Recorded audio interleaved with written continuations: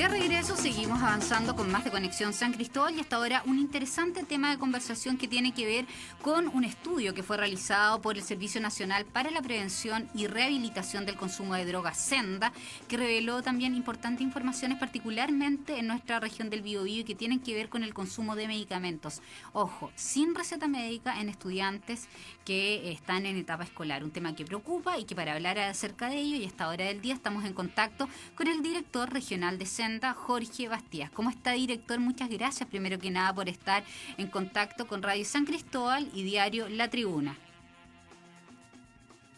Lo invitamos a encender su micrófono, director, para poder iniciar la conversación. Perfecto. Vamos a ir viendo qué es lo que pasa y vamos a ir mejorando la señal para poder establecer este contacto. Ya estamos. Sí, no sé si me escuchan. Ahora sí lo estamos escuchando, director. Ya. Muchas gracias. ¿Usted nos escucha bien? Ya estaba sacando mi plan B del otro computador para conectarme. Director, Oye, muy buenos días, gusto de saludar y compartir con ustedes. La verdad es que, SENDA siempre está entregando información y tal como tú lo señalabas, hace unos días atrás entregamos el 13º estudio de población escolar a nivel nacional, pero también con datos regionales que claramente son muy importantes para la toma de decisiones en las políticas públicas.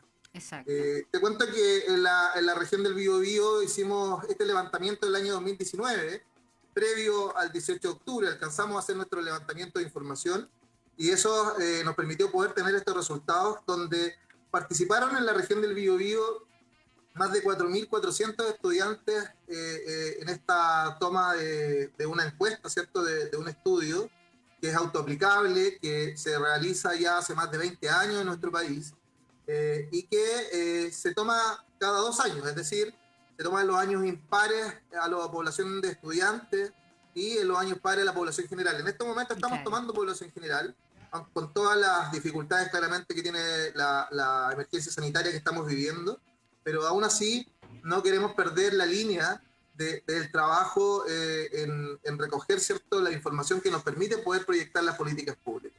Exactamente, y esto es muy importante para tener en consideración, director, cómo se va, ya nos hablaba acerca del universo de encuestados que participaron en este proceso.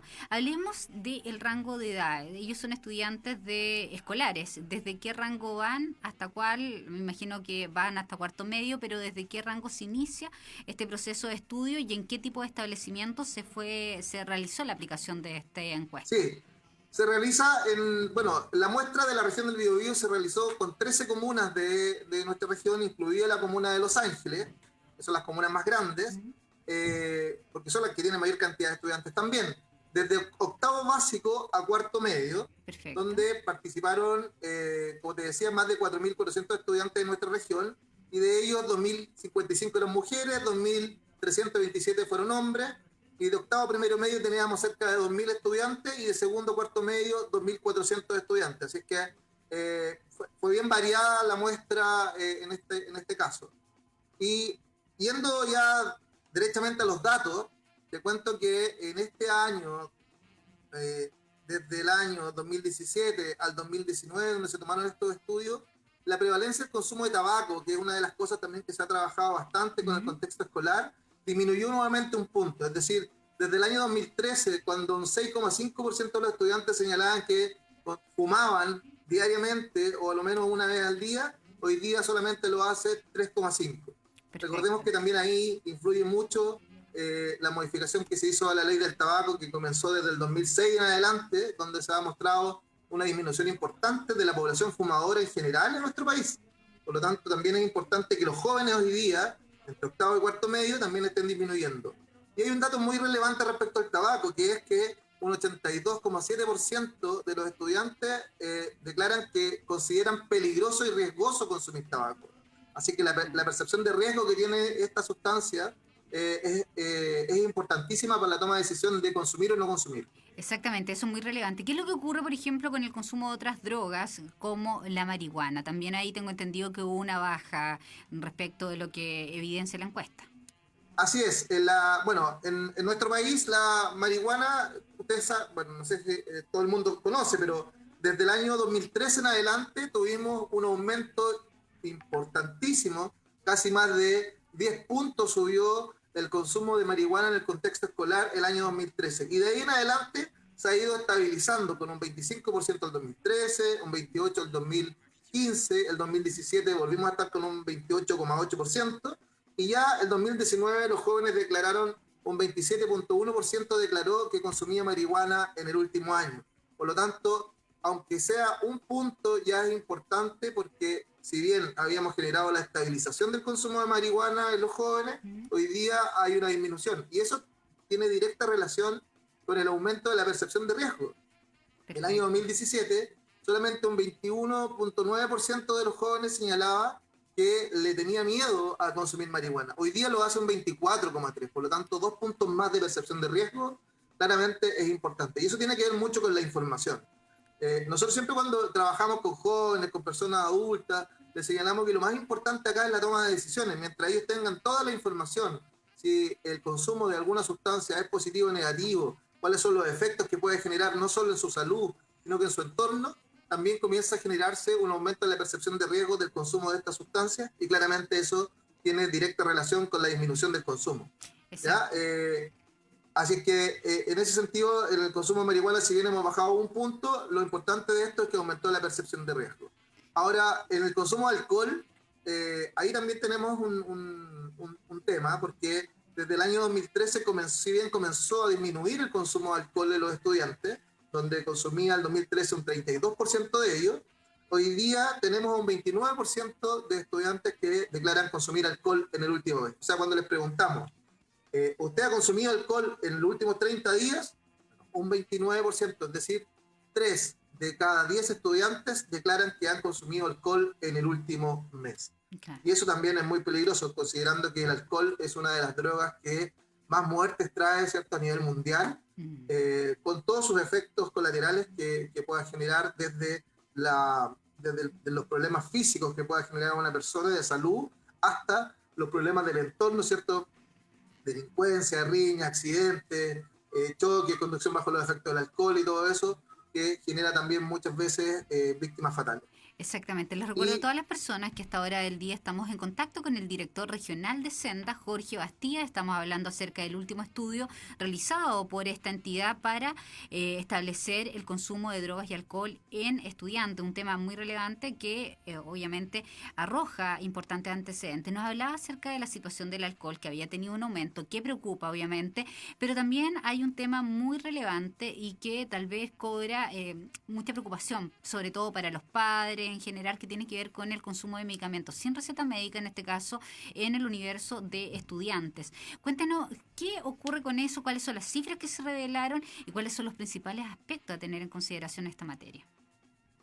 A ver, y de hecho lo quise dejar como tema principal, es porque estamos muy preocupados por el aumento que generó el consumo de medicamentos sin receta médica. Exacto. El año 2017, un 7,5% de los jóvenes declaraban que consumían medicamentos sin receta médica o que habían consumido medicamentos sin receta médica, y el año 2019 lo hace un 9,6%, es decir, subimos 2,1 puntos, y eso de verdad es muy preocupante, porque no sé si recuerdan, también lo hicimos en el comentario en el mes de julio, cuando nosotros levantamos el estudio de consumo de sustancias en tiempos de pandemia. Exacto, sí. En población adulta, si eso hay que hacer la diferencia, estos son jóvenes, esto es población adulta, teníamos un 45% de las personas que declaraban que habían aumentado su consumo de medicamentos sin receta médica, de personas adultas. Y claramente acá también hay una tendencia en los jóvenes de aumentar el consumo de medicamentos sin receta médica.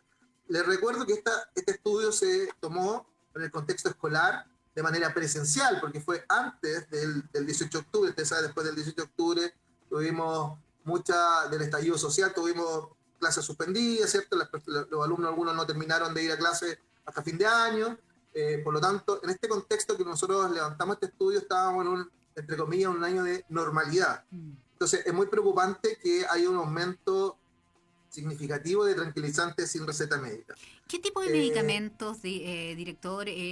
Porque podemos hablar de medicamentos en general y esto es muy amplio. No sé si ustedes tienen alguna noción de tal vez los principales medicamentos que se indicaban que los jóvenes consumían sin receta médica.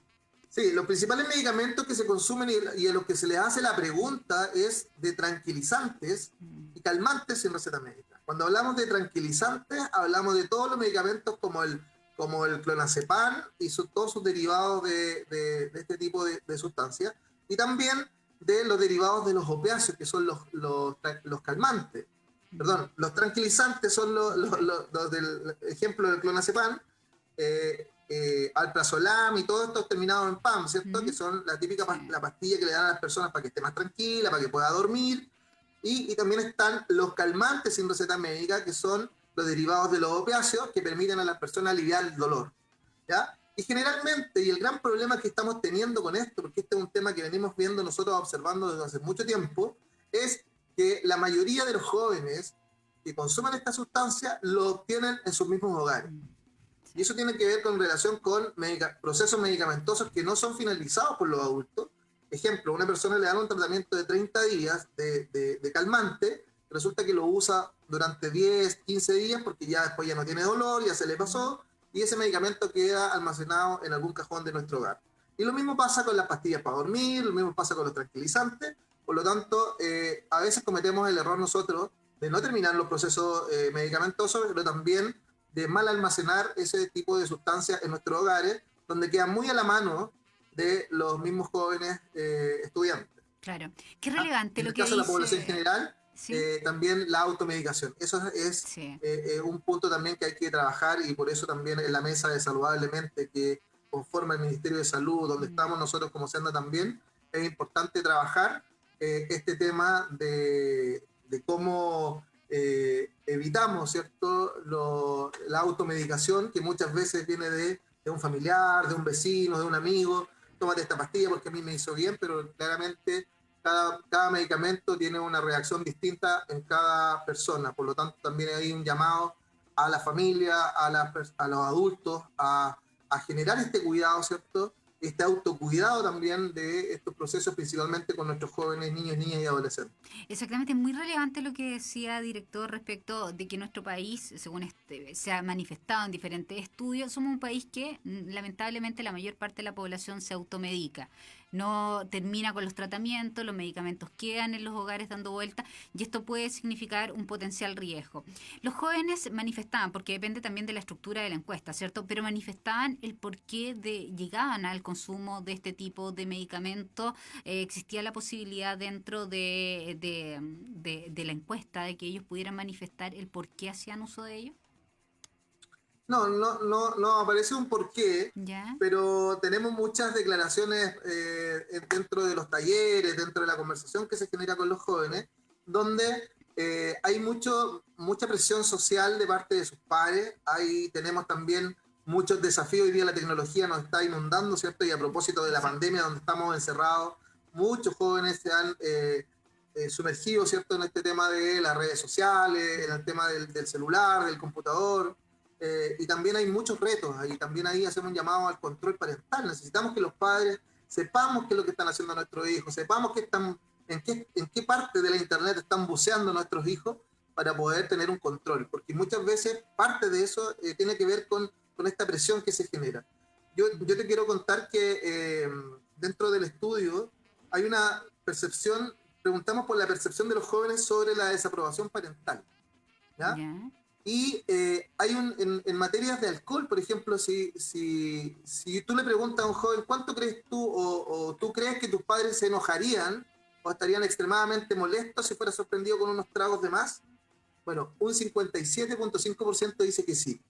¿Ya? Tenemos cerca de 6 de cada 10 estudiantes Claro. nos dicen que piensan ellos o creen que sus padres estarían extremadamente molestos y los pillan con unos tragos de más. Y un 70% señala que sus padres estarían extremadamente molestos si supieran que ellos han consumido marihuana alguna vez. Entonces, ahí tenemos una percepción que los jóvenes nos muestran de acuerdo a la percepción, perdón, a la desaprobación parental que ellos sienten, ¿cierto? Pero eso muchas veces no se condice con los que se han probado, los que se han consumido.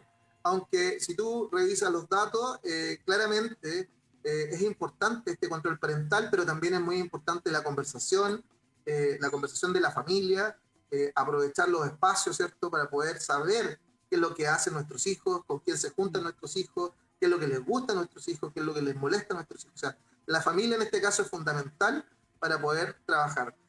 Lamentablemente hemos pasado por una época donde le entregamos toda la responsabilidad al establecimiento vocacional, pero acá lo que queremos hacer es volver a encantar a la familia con nuestros programas.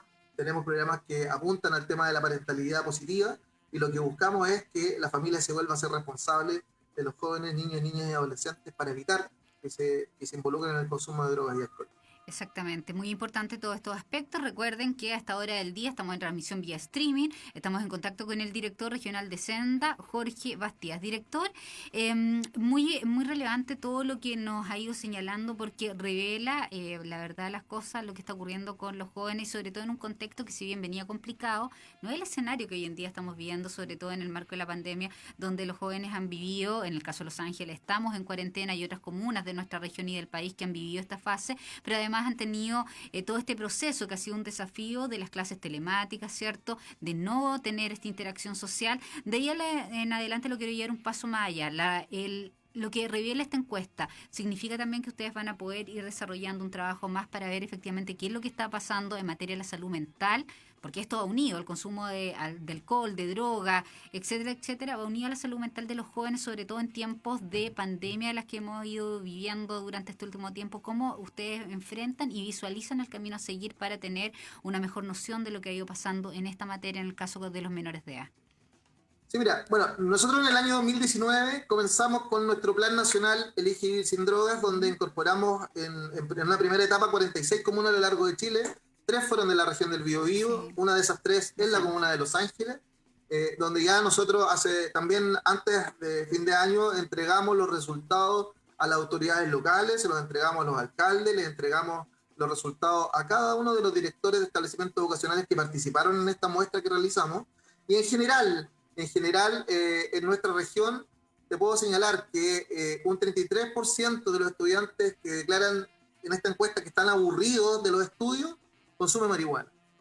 Y de los que dicen que están interesados en estudiar, un 24% lo hace. Hay una disminución del consumo de los jóvenes que tienen más atención por los estudios, pero también hay consumo. Claro. Entonces, ahí hay un gran problema. Ahora, cuando les preguntamos por el ámbito familiar que tienen los jóvenes, cuando les decimos si ellos salen o se quedan más tiempo después de las 12 de la noche en la calle, bueno, el 40% de los jóvenes que declaran salir y volver después de medianoche dice que ha consumido marihuana alguna vez. Y de los que no salen después de las 12 de la noche solamente lo hace el 21%, es decir, un 20% menos de los jóvenes. Hay una diferencia ahí entre los que salen después de las 12 de la noche y los que no. Claramente hoy día no podríamos señalar esto porque tenemos toque de queda, ciertas restricciones sanitarias, pero recordemos que toda esta información la levantamos en un contexto de normalidad, por lo tanto es muy importante eso. Ahora, de los que utilizan redes sociales, imagínate, que declaran estar más de 3 horas en las redes sociales al día, un 33% dice que ha consumido marihuana. Y de los que no, de los que están menos de 3 horas, solamente un 18%. Y así estamos. Entonces, claramente hay que apuntar, y por eso que hemos hecho esta alianza con los municipios, con los establecimientos educacionales, para mejorar los distintos contextos que tienen hoy día los jóvenes, entregarle mejor uso del tiempo libre, generar alianzas a través de los grupos de pares, ¿cierto?, desde el punto de vista positivo, involucrar nuevamente a la familia y principalmente establecernos en los establecimientos vocacionales, porque es ahí donde está claramente el nicho de trabajo. O sea, hoy día nosotros trabajamos, en este estudio que te mencionaba, estaban desde octavo a cuarto medio, pero nuestro trabajo comienza en la prebásica, con distintos talleres de cómo yo me quiero como niño, como persona, cómo me cuido. Y recién comenzamos a hablar de consumo, de cómo vamos a evitar eso, cuando los jóvenes ya tienen conocimiento, ¿cierto?, en el segundo ciclo de enseñanza básica, donde ya necesitamos, porque las estadísticas nos señalan que el inicio del consumo de tanto alcohol como marihuana está entre los 12 y los 13 años. Por lo tanto, antes de llegar a esa edad, nosotros ya necesitamos generar un factor protector, como te decía, en estos 4 ámbitos. En la escuela, en el ámbito familiar, en el uso del tiempo libre y, por supuesto, Lo importantísimo es el tema del grupo de pares, donde necesitamos líderes positivos dentro de los pares y no líderes negativos que generen presión hacia los jóvenes para consumir tanto alcohol, drogas u otro tipo de drogas. Exactamente, un tema muy interesante a tener en consideración, sobre todo porque si uno ve el vaso medio lleno de lo que ha significado el paso de este 2020, muchas familias han podido compartir más con su hijo a raíz de la situación, obviamente, de las clases telemáticas, qué sé yo, y este compartir, este estar, debería ser no solamente estar más horas en la casa, sino poder compartir, conversar más con ellos y ver efectivamente cuáles son sus fortalezas, sus debilidades, cuáles son los temas que los motivan y también cuáles son los temas que de alguna manera le generan mayor complejidad. Es una oportunidad también para las familias de poder ahondar en esto. Pero finalmente, este ha sido un tema muy interesante, se nos va acabando el tiempo, sí, director. Quisiera que usted nos entregara una recomendación para todas las personas, porque todos en nuestros hogares tenemos algún tipo de medicamento que lamentablemente podría ser mal utilizado por un joven. ¿Cuál es la recomendación de cómo los debemos resguardar para que ellos no tengan acceso a este tipo de cosas? Porque tal vez los papás piensan que jamás van a poder llegar a esto, pero ya la encuesta ha ido revelando en tiempos normales que sí los jóvenes lo están haciendo. Y es por ello de que ahí tenemos que poner una luz de alerta frente a lo que está ocurriendo.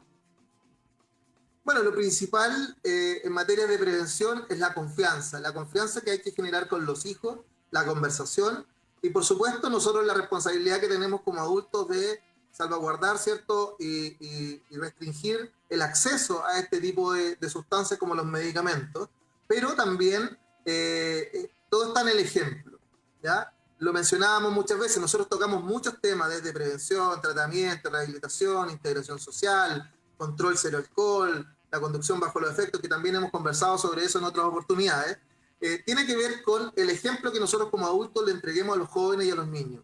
Es decir, ¿con qué cara yo le voy a poder decir a mi hijo que no consuma marihuana si mi hijo me ve fumando marihuana o me ve bebiendo alcohol en la tarde, una cerveza todos los días, los fines de semana? Si yo no tengo tiempo para ir el fin de semana a la cancha porque mi hijo quiere jugar a la pelota, quiere jugar básquetbol, voleibol, lo que sea, no tengo tiempo porque me voy a quedar sentado con mis amigos tomando una cerveza viendo el partido de algún equipo. Eso no puede pasar.